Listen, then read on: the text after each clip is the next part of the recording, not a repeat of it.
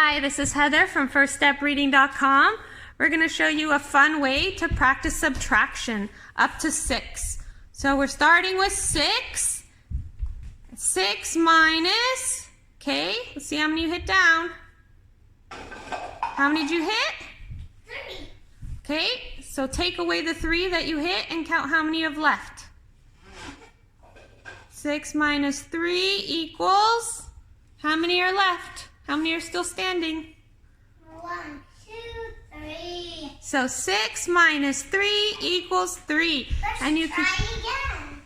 Oh, now you have 3. 3 minus 1 equals. How many are left? 0.